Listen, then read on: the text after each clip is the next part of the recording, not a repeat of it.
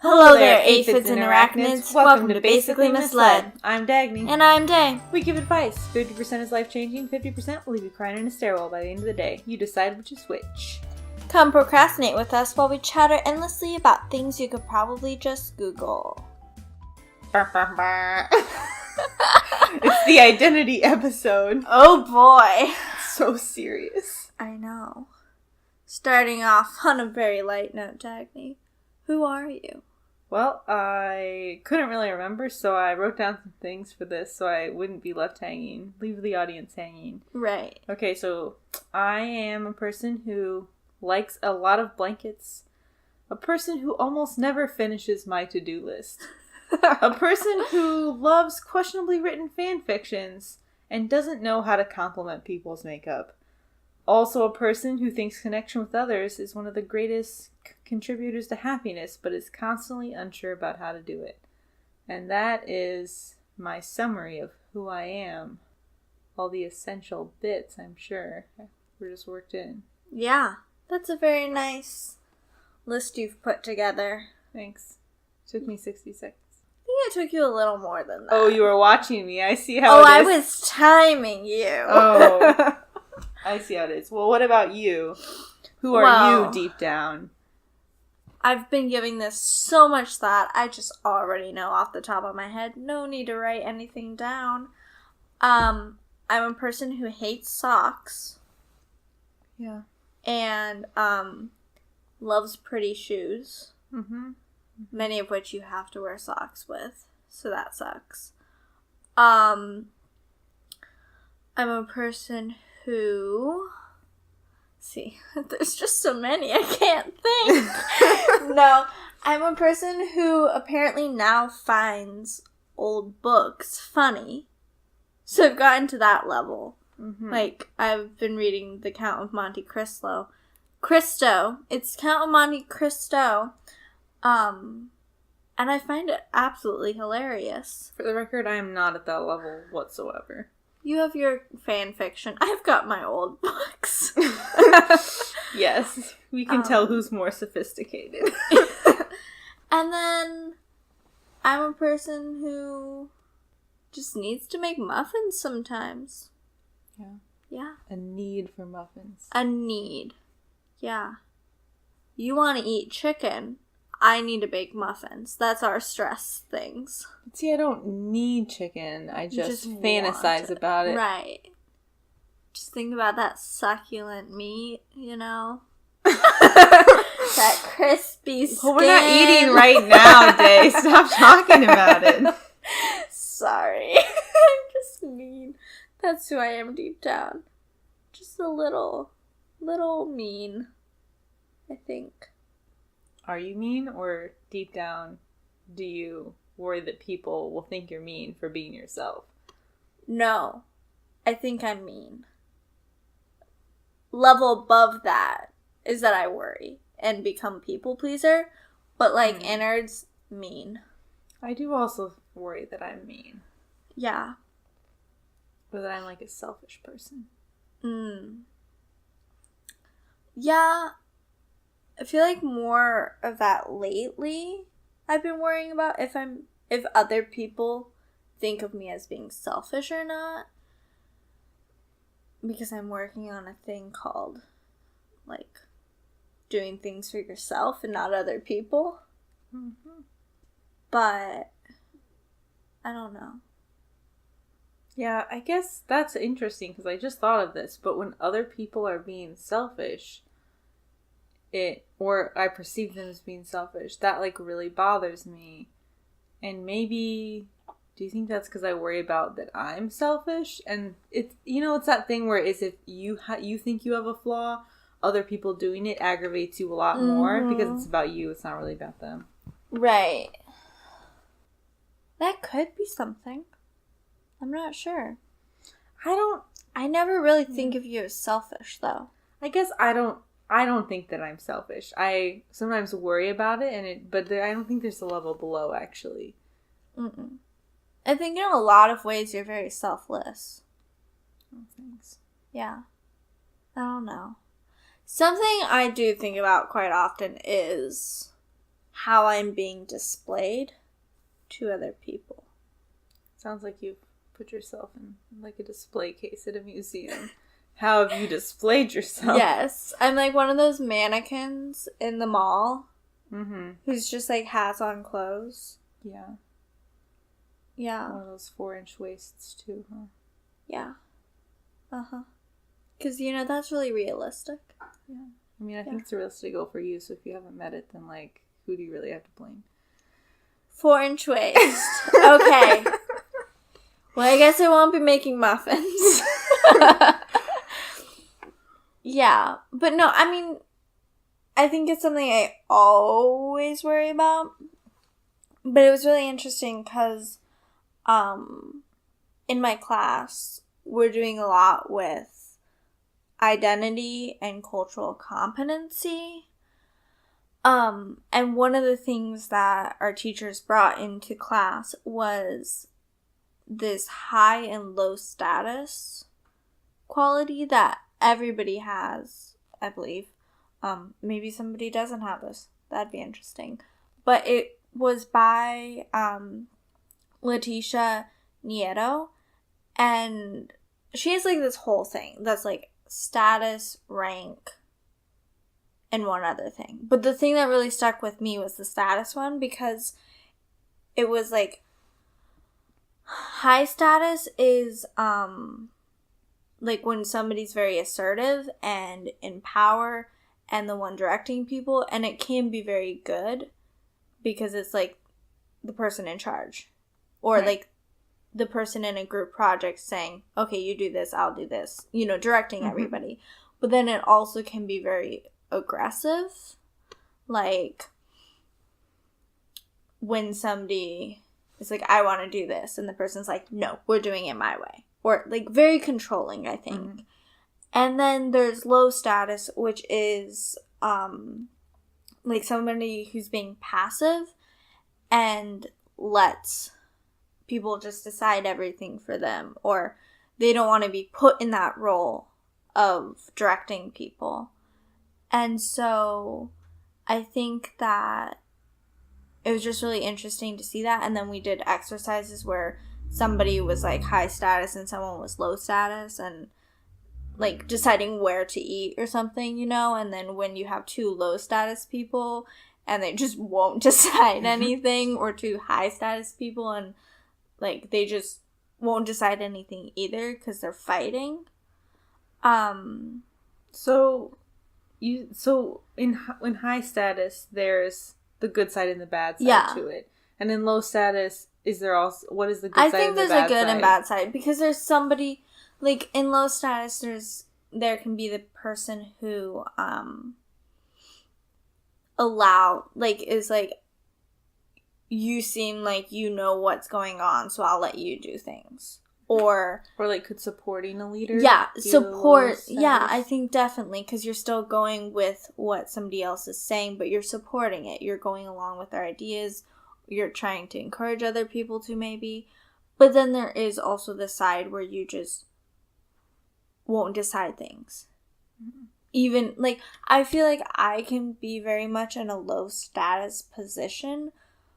Like, when we're deciding what to watch, And, like, no, you guys decide, like, I don't really care, but maybe deep down I actually do care, and, like, I want to watch something, but then I'm like, I can't, like, I don't want to be put in the position of deciding something. So there's that, where you just aren't deciding, but it's not really because you don't want to, if that makes sense. So high status and low status are ways that people behave, like, in different moments of their life. It's not like everyone is, like, all the time one. Oh, no, definitely not.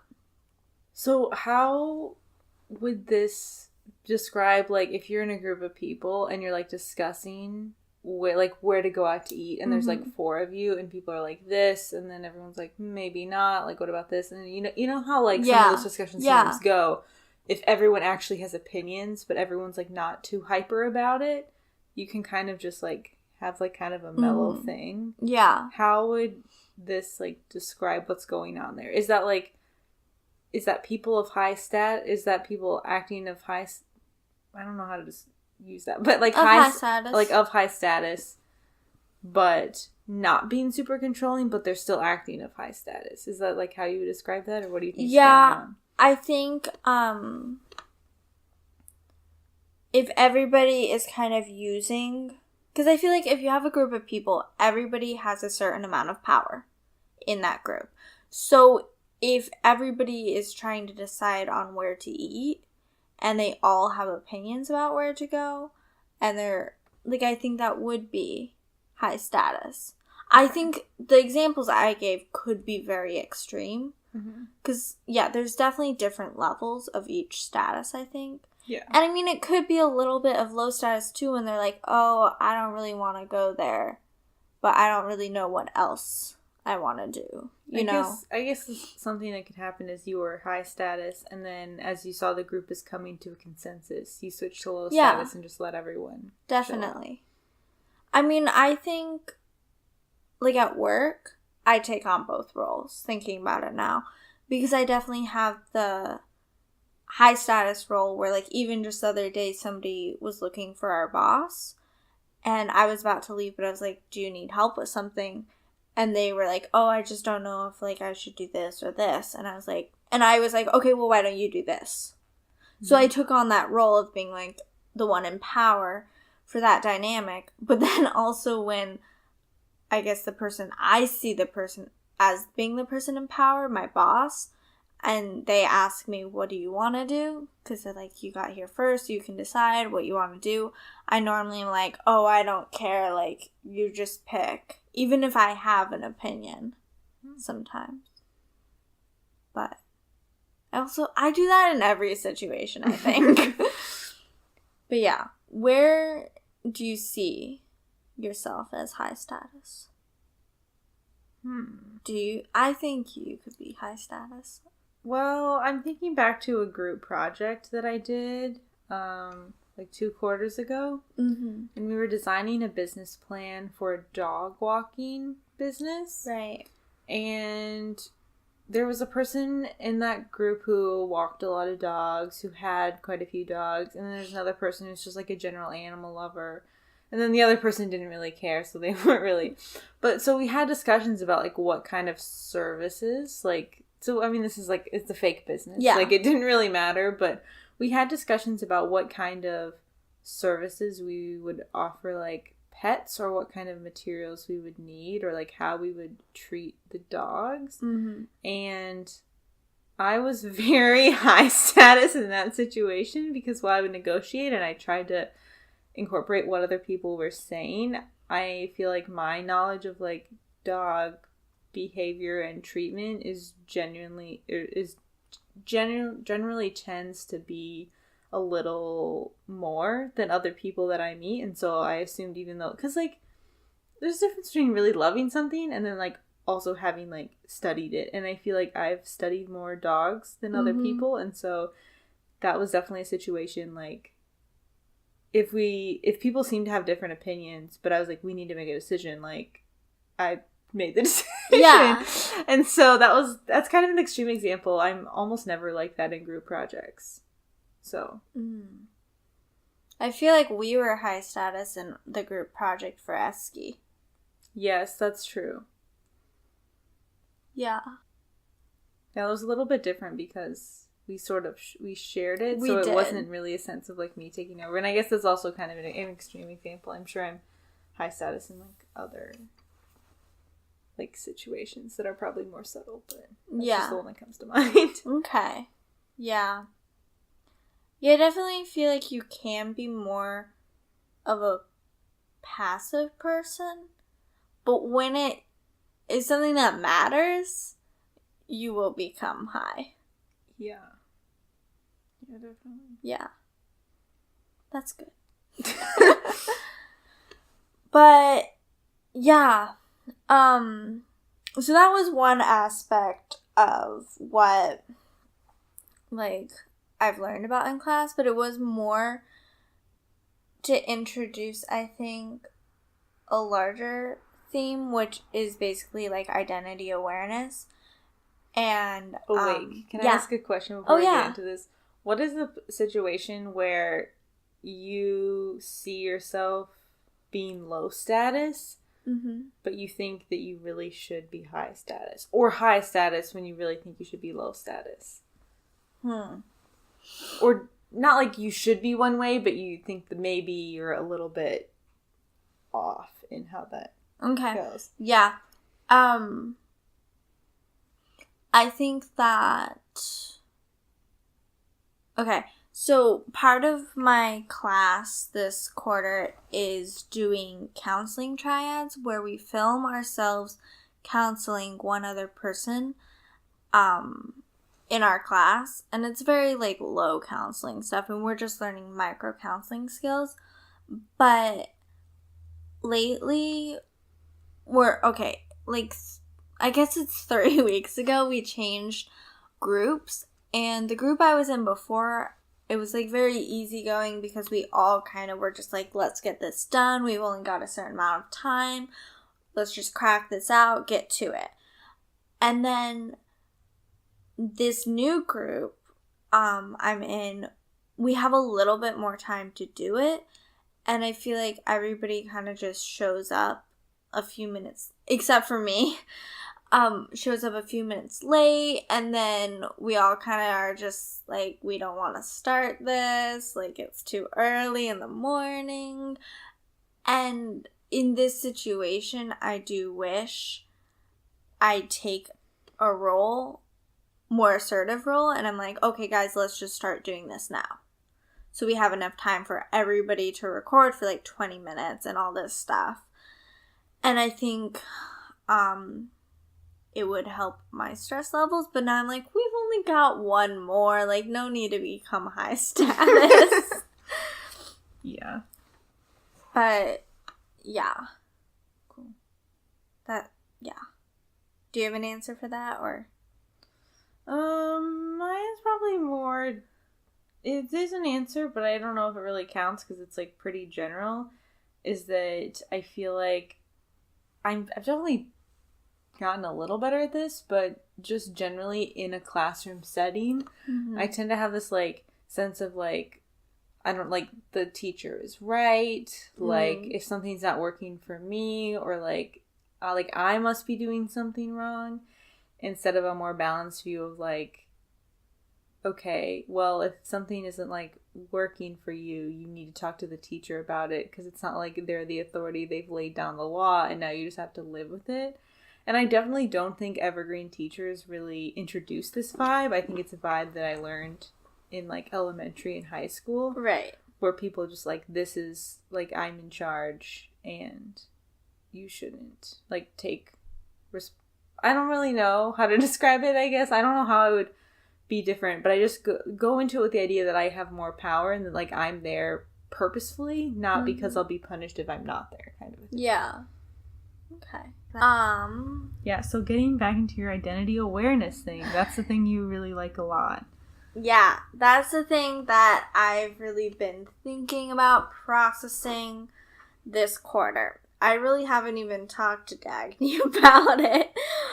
Apparently I thought the podcast would be a good way to discuss it. But one of the models we looked at in my class was identity awareness, again by Dr. Leticia Nieto, and she has this theory of like agents and targets. So agents are the ones who are oppressing a community, and targets are the ones that are being oppressed. So they're the community. And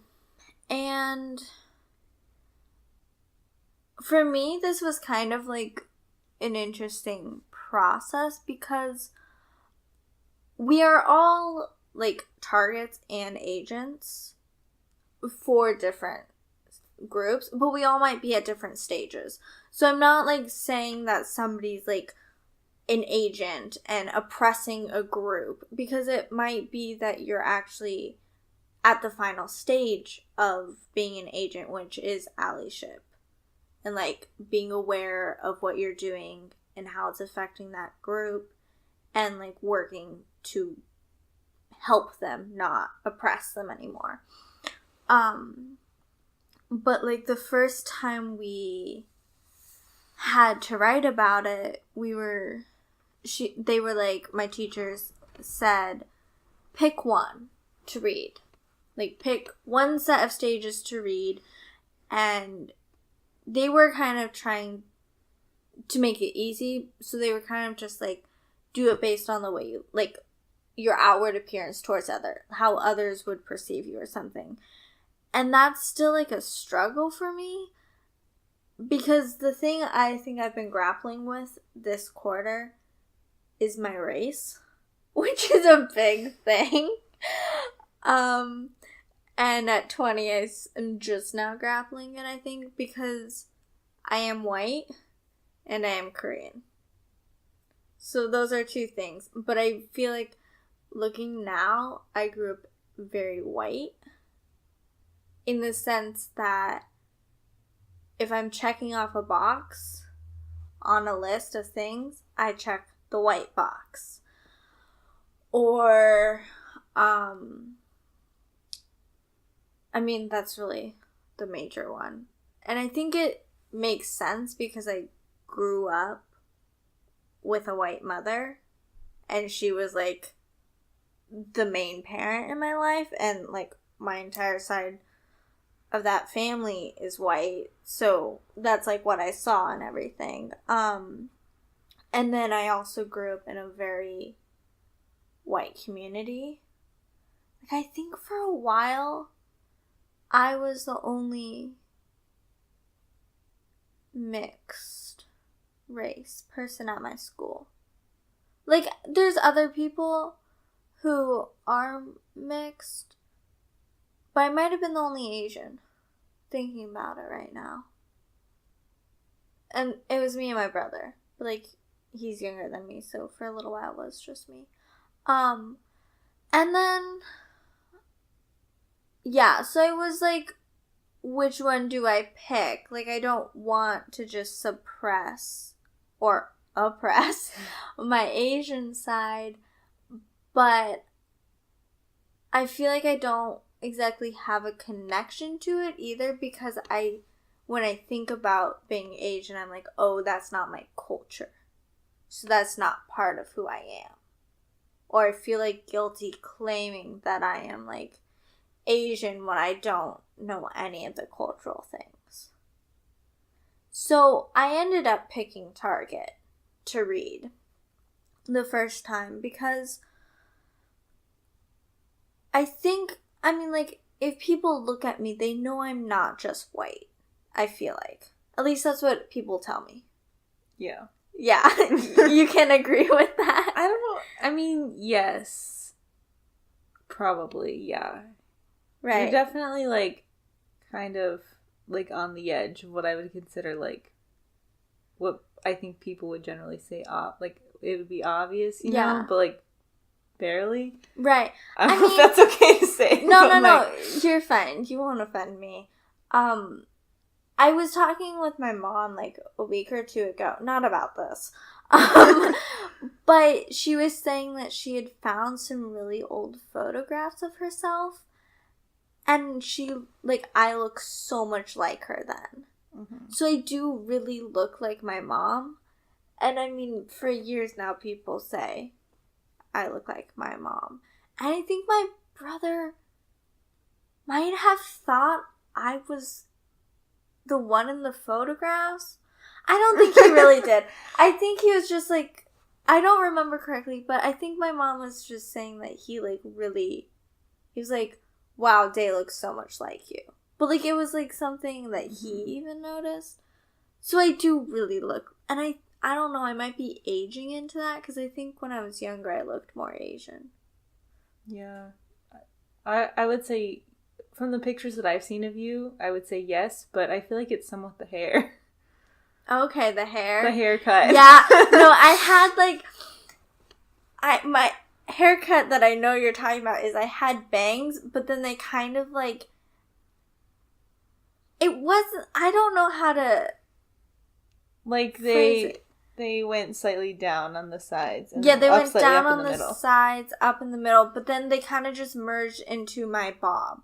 Mm-hmm. I feel like, which was just like, you know, a bob. Yeah. Yeah. No, definitely. Yeah, when I got my haircut in high school, I got it cut pretty short. And, like, still a bob, but, like, short. And one of my friends who is Korean, she would always joke and say that I looked like a little Asian mom. So there's that. But yeah, so, like, I definitely have had people ask me. Yeah, you have. What my other race is. You know, or, like, Mm-hmm. they're like, are you Asian? Like, ooh. Or not really. Right. But they're kind of like, like, what Weird are you? kinds of interest in it. I would say one person. Yeah, I guess I'm thinking of the one person. Who are you thinking of? I'm thinking of one of your Tinder people. I know. I don't remember what name. Oh, you, okay. No, I don't remember who it was. I just remember you showing me the conversation. I'm kind of like, interesting. Okay, because I think there's been a couple, but there was one who, he was my backup. But he had a thing for half Asians. But yeah, so, like, I definitely have had attention to that side. And then I think when I picked Target, I was like, oh, but it's also because I'm a woman. Mm-hmm. Like, I had that, like, oh, like, I'm not really picking this, like, because I'm oppressing myself. Right. Like, it's also because I'm a woman. But yeah. So that's what I've been, like, dealing with and just kind of thinking about. And yeah. I feel, and then we had another workshop where we talked about this.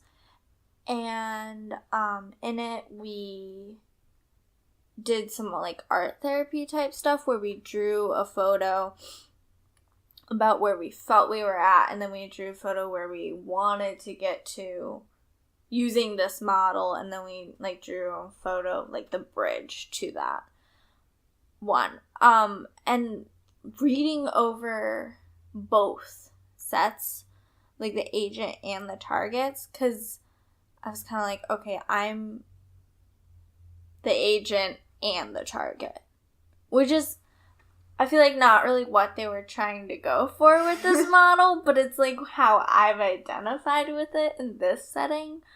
But, like, for an agent, I think I'm at the awareness level, which is, like, the 4th level out of 5. And I think that's really interesting because I've, like, noticed. Wait, so, about race. Yes. You're both. That's what you're saying. Yes. And for race, you're at, like, 4 for awareness. Okay. 4 on the agent side. On the agent side. The white side of me is very aware of what it's doing to my Asian side. And it's working to accept that it's done that and that it won't continue to do that, to oppress it. And then on the target side, I'm still at the 3rd stage, which I think is interesting that I'm further along on the agent side than I am on the target side. But I'm at this stage of empowerment, I think, because I am aware of it now, but I'm still, like, having to go through it and talk about it with myself. The stage for empowerment, you're supposed to talk. Like, it's the stage that you talk to other people of your group and community and stuff. And I'm like, okay, well, that's me. So I'm talking to myself about it. And I think it has been taking up a lot of energy about just everything. Like, I come home from class and I'm, like, very emotionally drained because it's all I think about during class and stuff. Yeah. Would you say that, like, so if there's, like, a group of, you know, like, young white brunettes, and then, like, a group of, like, young half Asian brunettes, and then, like, maybe a group of, like, young female, they're all female, and then just, like, full Asian, not that you could maybe tell by looking at them, but, like, do you feel like you look at one or two or all of them, or, like, this is a group that I am a part of?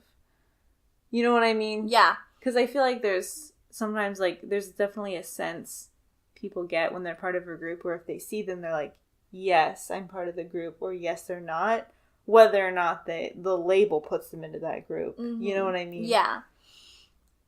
Okay, so there's the white, the half Asian, the Asian, and then just women? No, that was just pointing out that they're all women. They're all already women, and they're all brunettes. Just, I would definitely put myself in the white category. And I would be very hesitant, I think, but I would put myself in the half Asian category, but not in the full Asian one.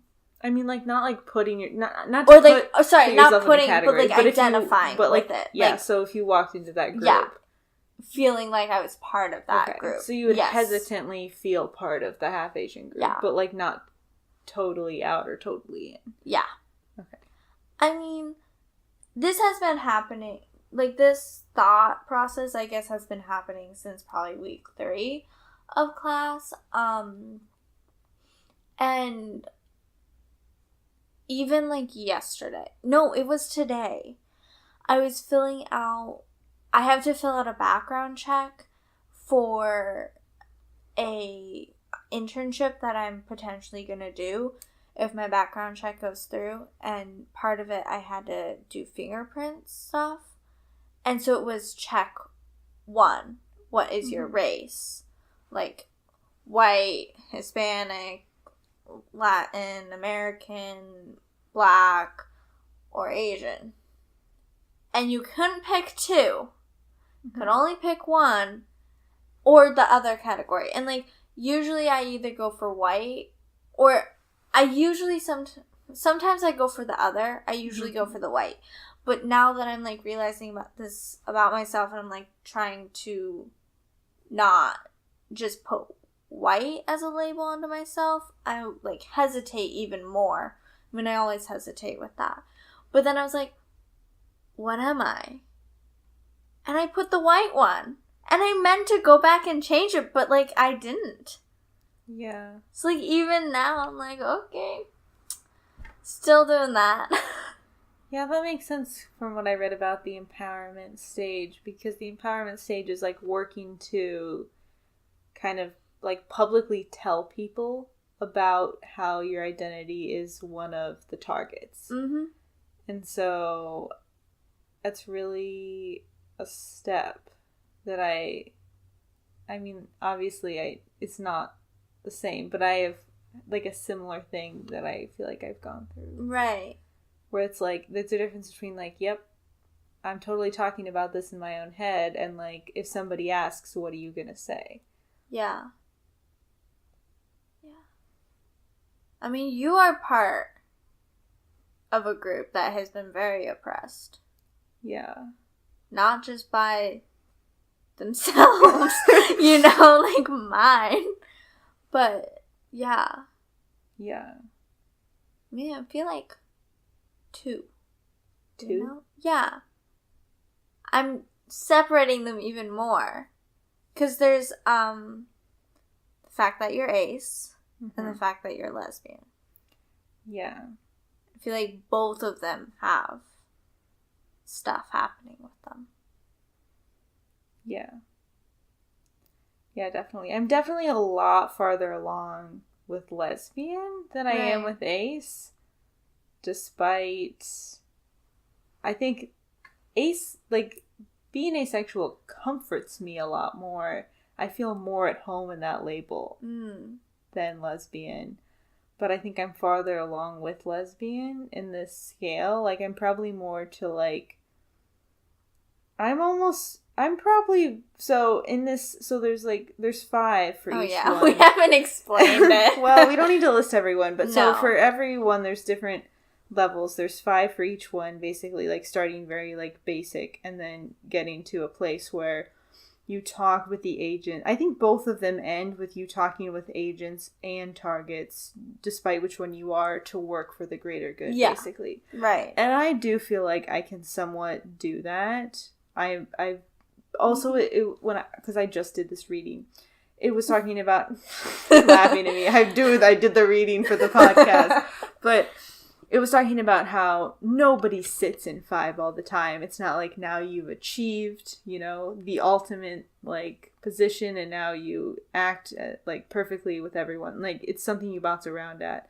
And honestly, like, I definitely think that in that, I definitely at least bounce back to 3 a lot. I think I can do, I can be 5 a little bit for lesbian, but I'm also, like, using the word lesbian a lot more recently. Yeah. I don't know if you've noticed that. I have noticed. But I use it so much more than I used to, and that really is more of a empowerment trait than the other 2. Right. But I can definitely do empowerment, which is the 3rd one. So it's back and forth, but, like, I think that I can get to 5. Like, I definitely have been at 5. Mm-hmm. I don't know how often I'm there, but I can get there with lesbian. But I don't know how where I am with it, because I didn't really think about it before this, so I'm like, I don't know.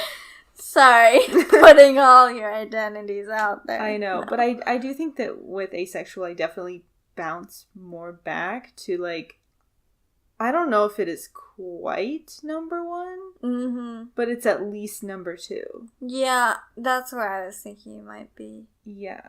I mean, despite, like, I do talk about it, but, like, I think at least with, like, lesbian, everyone tends to agree that that's a thing, and that's, like, a pretty good idea. Like, I know people are like, oh, like, there's still, like, obviously, like, work to be done. You're like, we're still, like, in the oppressed group. But, like, most, like, you can find a lot of lesbians who are like, this is a good idea. Right. But it's who are out and proud. Right? But, and, like, out and proud, but also, like, deep down, like, maybe they have stuff, but they're maybe farther along the scale. But I think, I mean, several ace people that I've met, which is, like, not that I've met an extreme amount, but, like, with further talking, are not that far along. No. And so that's also that's partially the difficult. So I'm trying to be the person that I feel like everyone else, like, deserves to see in a community like that. A person who is, like, confident about it. Right. Yeah. Yeah, I feel like it's really hard, the ace label, just because even, like, so we were looking at evolutionary psychology in my program, which at the end of the day nobody likes anymore. But one of the things is, like, both men and women have a desire to have sex. Like, that's just bottom line. That's how we biologically are. And we want to have sex so we can make babies and carry along our genes. Well, you don't want to do either of those things. Right. But I feel like it can be so hard for some people to understand why you don't want to do it, or, like, how it works for you to be in a relationship if you're not having sex. Like, what is that even? You know, or just they don't like it. Yeah. Yeah, I mean, I think the thing that gets most ace people is the whole fixing it thing. Right. Like, is there something to fix? And, like, that's how people probably used to see, or maybe some people still do, like, lesbians. Yeah. Like, what's wrong with them that they don't like men? Like, there's something to fix. Right. And even, like, okay, like, now you accept that. Maybe you also accept being bisexual. Like, that is all explained by the idea that it's a spectrum of, like, you know, like, what gender you're into, you know? And it's, like, if that's a spectrum, that still means that you should be somewhere on that spectrum. Yeah. So, yeah. It's the whole, like, you need to, like, because, like, There's a problem that needs to be fixed. Right. There's a problem that needs to be fixed. Which, like, sure, if I was born, like, 500 years ago, I probably would be absolutely, like, having sex and having babies. Because, like, survival, just, like, working on it. But I just imagine, like, if it was an entire community of me, like, we'd die off. Oh, yeah. We wouldn't reproduce. Yeah. And it would just, so it wouldn't work out. So I'm like, I mean, that's not a problem now, obviously. But, like, I think that is, like, the thing of, like, what's wrong with a person who does that? Like, a colony of them couldn't survive. Not that anyone could live in a colony with themselves. That's just crazy. That would not work. I would kill all my other colony of mays. Yeah. Yeah. But yeah, so that's what I've been talking about, not really talking about, starting to talk about with my class and everything. Yeah. So what does that, like, feel like to you? Because I know you said that you, like, grew up very, like, white, like, in a white environment. Mm-hmm. So to connect more with your Asian side, if you feel like the culture is maybe a little bit out of reach to you, like, what does that look like? I think it's, like, I don't know, because, like, I think I'm coming more to accept that I have a duality. It doesn't just have to be one or the other. And so, like, I mean, like, I very much say that I'm half Asian. And, like, fine with saying that. I have no, like, hesitation with that part. And I think I used to like it growing up because it was the part that made me stand out from my other classmates. Like, I'm left-handed. Mm-hmm. I'm Asian. Like, you know, that makes me an individual person. Yeah. I was honestly always a little bit, like, disappointed that I wasn't left-handed because I'm pretty sure it was my mom told me growing up. She's like, yeah, all the left-handed people I know are, like, really, really creative. And I was like, man, like, I don't have that magic spark that all you left-handed people have. That's so funny because I feel like I have heard that as well, but I feel so uncreative.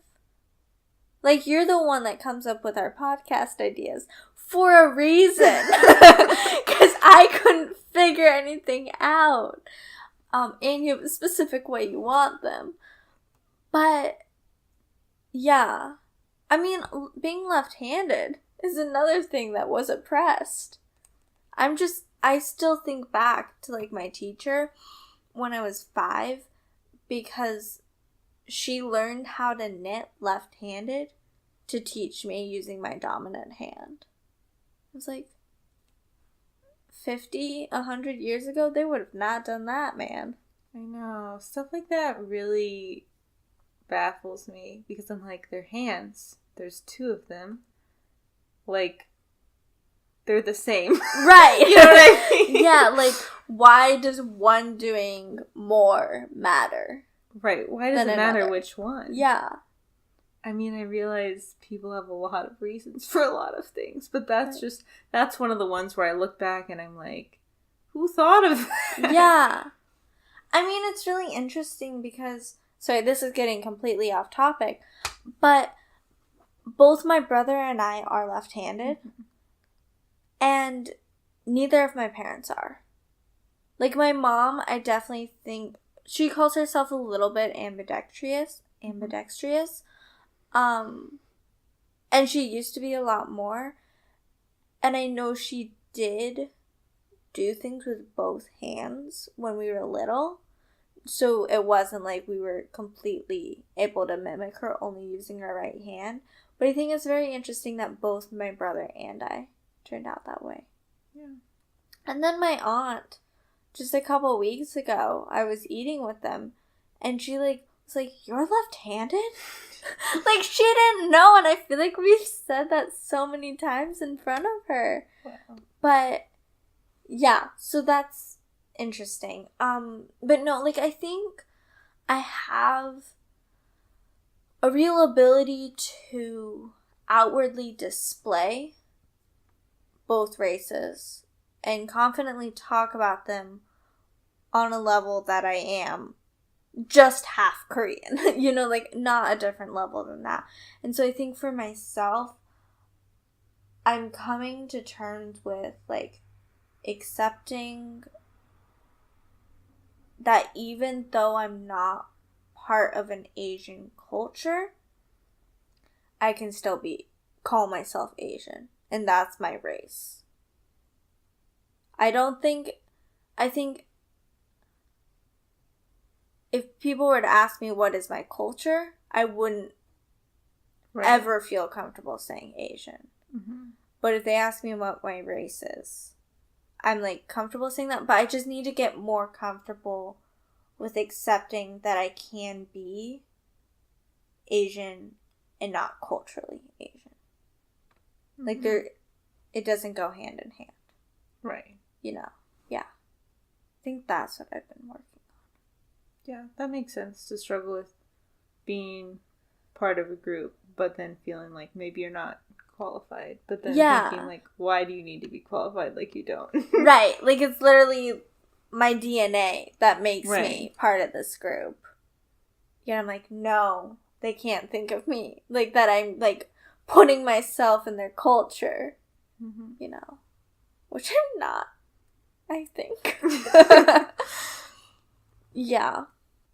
Okay, so another thing I've been kind of struggling with, I guess, is gender. Like, it's being a woman.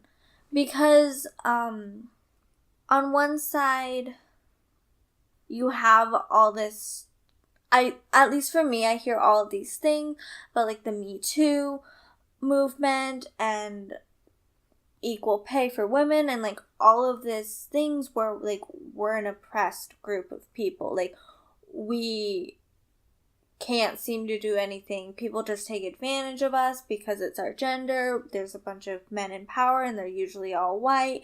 You know, all this stuff. But then also looking at different groups of people and realizing, like, no, like, I'm not as oppressed as many people. Like, I feel like I'm actually in a place of real privilege based on, like, we've been learning about cis sexism. So it's like sexism but against people who are trans. Right. I think I have a hard time identifying as the oppressed when you only look at being a woman. Right. Because I don't feel like it's like the most oppressed gender. Yeah. Like, maybe this is sort of breaking away from the model, but I'm like, okay, so like here's a list of the way people identify their gender, and then like I can put them who's in most powerful, who's in least powerful, and then like a ladder all the way down with many levels.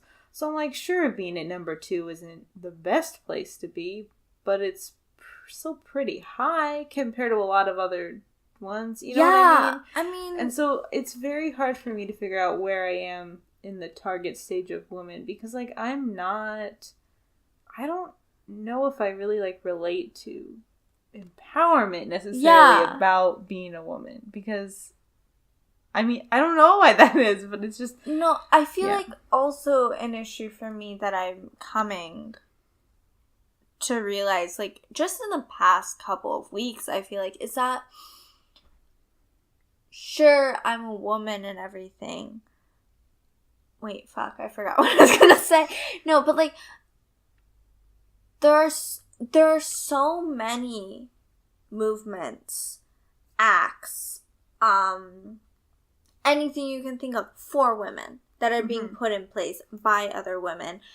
And you know, there's, like, all these different things to help women out and to get justice for women. And it is a real issue. Like, if you look back to, like, people who are speaking out about sexual assault. Mm-hmm. Like, a lot of people... So don't have to look that far back. Right. Like, and, like, people are like, oh, but the man's right. Or, like, they just dismiss it because it's a woman or whatever. But there are things put in place for them. I feel like there's not as much. I don't even know. I haven't done any research.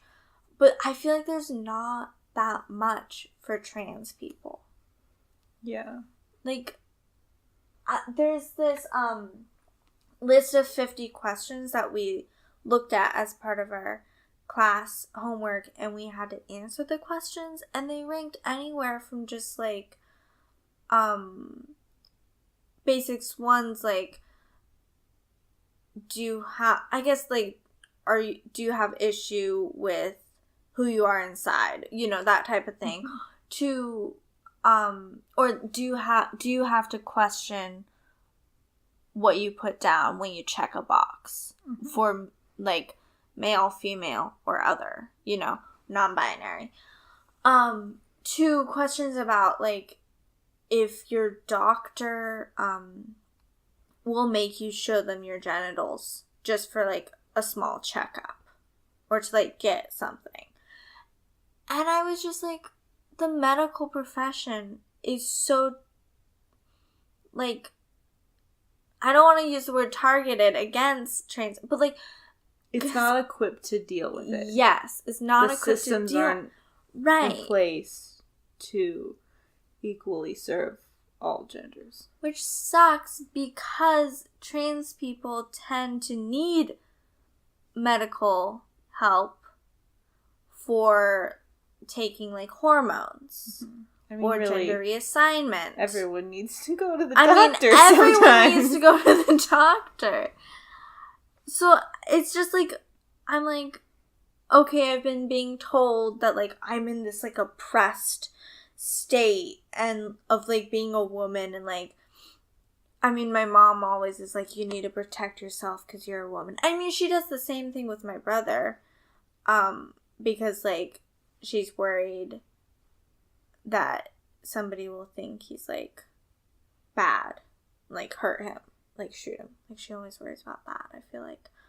So she worries about us equally, but she's always been like, Day, don't sit that way, or, like, Day, don't do this, you know? I once got into, like, a pretty big argument with my mom because we were talking about job interviews, and I was in... Basically, she implied that to be, like, looking my best as a woman, I would have to wear makeup to a job interview, but a guy doesn't have to. And I was, like, very upset about that because I was like, why, like, just, like, one of our friends is recently going to, like, a pretty formal dance, and the amount of effort that she put in, like, to go to this dance was so much, but yet... Like, the guy she was going with, like, he just showers and puts on his fancy clothes. Right. And it's not that people have to do a lot of work. It's that I feel like is seen as an equal level of, like, formality. You know what I mean? Like, so much work for the woman to look like this. Barely any for the man. But yet, those are both completely, like, appropriate things that they've done. Like, they're equally, you know? I mean, if the man put on makeup, he would be seen as weird. Right. Or, like, not appropriate for a job interview, you know? Yeah. So I guess, I mean, now that I'm thinking about it more, I think that in daily life, I don't think of being oppressed as a woman. Yeah. But there's specific situations that definitely trigger that, like, mindset to me where I feel like, no, this is not fair. Like, yeah.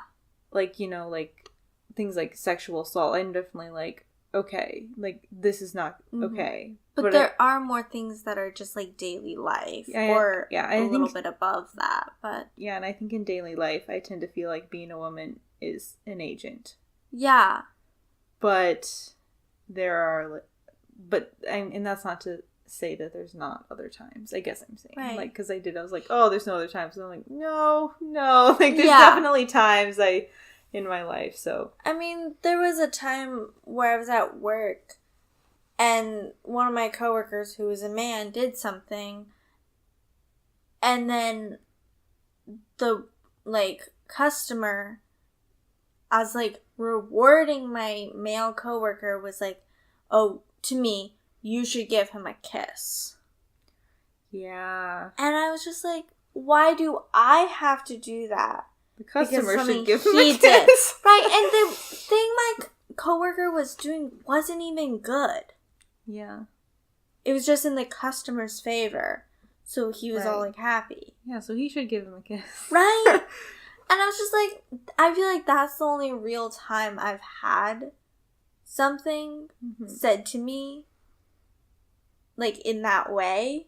Yeah. And I was just really taken aback. And also that coworker can just, I don't know, his male energy can be a lot, in the sense that he'll just, like, sometimes walk up to me and, like, just really be in my space and tells me that he really misses, I mean, this is all from last year because I don't work on days that he works anymore, but he, like, tells me how he really just misses when, like, a girl plays with his hair or, like, things like that. And I'm like, are you trying to get me to do those things? Right. Like, why do you need attention from me?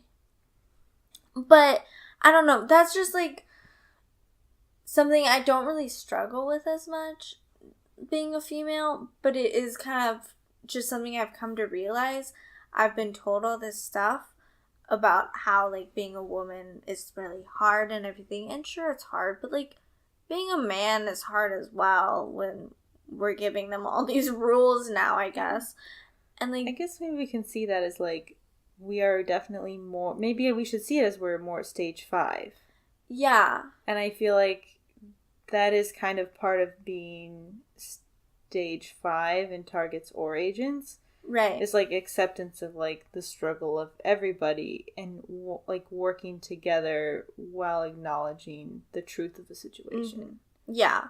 Which takes a lot of energy if it's, like, a big burden. Right. And so maybe it's just a sign that it's not a big burden to us, and so we have the energy to be at stage 5. Yeah.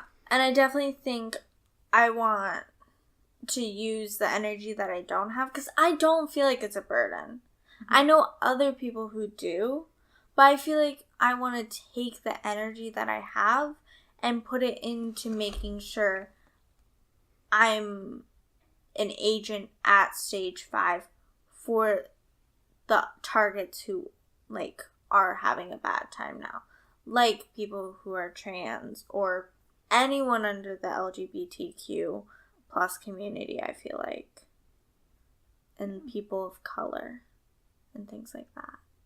I don't know. Yeah. Yeah. So, that's what's been going on in my class.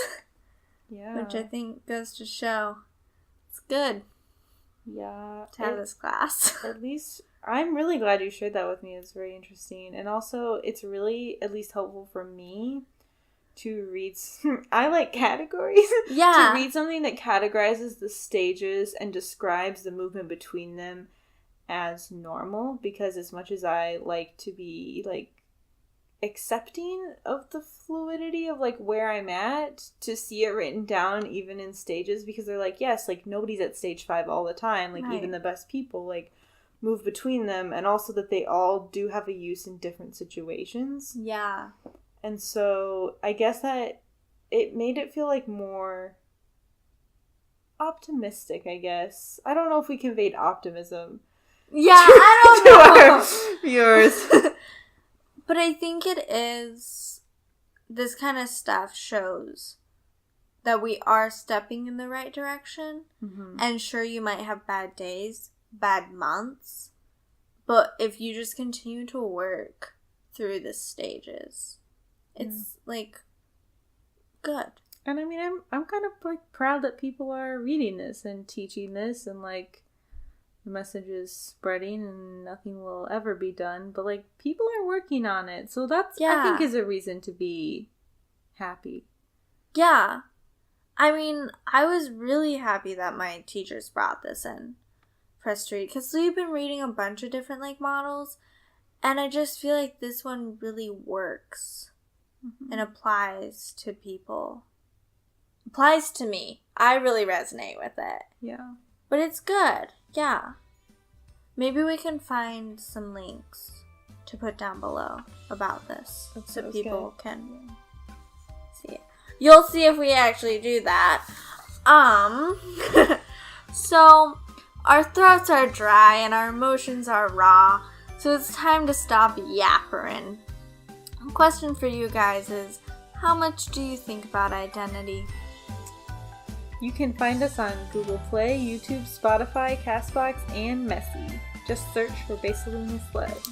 If you have questions you want us to answer on the show or stuff you want us to talk about, email us at basiciallymisled@gmail.com. Thanks for listening and good luck with your future endeavors.